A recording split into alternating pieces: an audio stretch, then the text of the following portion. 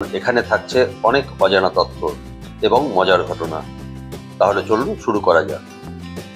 প্রথমে বলি শৈশব এবং তার শিক্ষা জীবন। সাই পল্লবীর জন্ম 9ই মে 1992 সালে ভারতের তামিলনাড়ুর কোটাগিরি।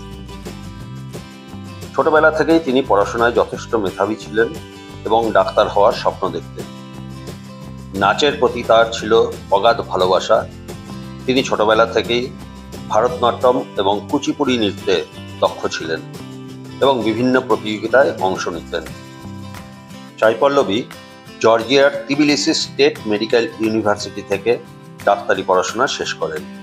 এবারে বলি তার চলচ্চিত্রে প্রবেশ এবং তার প্রথম ব্রেক।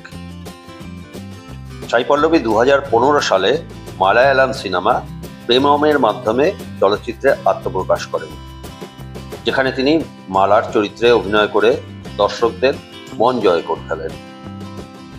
প্রেমম সিনেমাটি ব্লকবাস্টার হয় এবং সাই পল্লবী রাতারাতি তারকা হয়ে ওঠেন। 2016 সালে কালী দুলকার সালমানের সঙ্গে জুটি বেঁধে কাজ করেন তিনি। এরপরে তিনি অভিনয় করেন ফিদা, দিয়া এবং মারি 2 এই সিনেমাগুলোতে। সাই পল্লবীর আরও কিছু জনপ্রিয় সিনেমা রয়েছে, যেমন বলি 2019 সালে অথিরান থ্রিলার ধাঁচের সিনেমা, যেখানে ফাহাদ ফাসিলের বিপরীতে তিনি অভিনয় করেন। 2017 সালে তেলুগু সিনেমা ফিদা। এই সিনেমায় তার অভিনয় ব্যাপক প্রশংসিত হয় এবং তিনি তেলুগু সিনেমায় শক্ত অবস্থান তৈরি করে ফেলেন।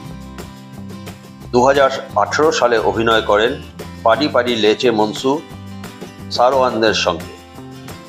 2021 সালে করেন লাভ স্টোরি। এটি ছিল নাগা চৈতন্যের সঙ্গে জুটি বেঁধে এবং সেখানে তিনি দারুণ পারফরমেন্স দেন। 2021 সালে শ্যাম সিং রায় নানির বিপরীতে অভিনয় করেন, সিনেমাটি অত্যন্ত প্রশংসিত হয়।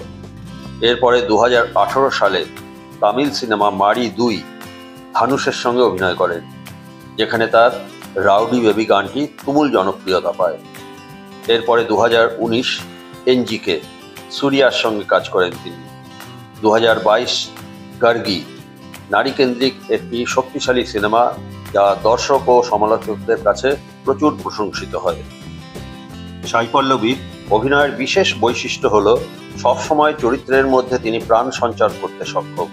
তিনি বাস্তবধর্মী অভিনয়ের জন্য পরিচিত। তার রাউডি বেবি গানের পারফরমেন্স আজও জনপ্রিয়। সাই পল্লবী বাণিজ্যিক সিনেমার পাশাপাশি গার্গি, শ্যাম সিং রায়, লাভ স্টোরির মতো চ্যালেঞ্জিং এবং ভিন্নধর্মী চরিত্রে অভিনয় করেছেন।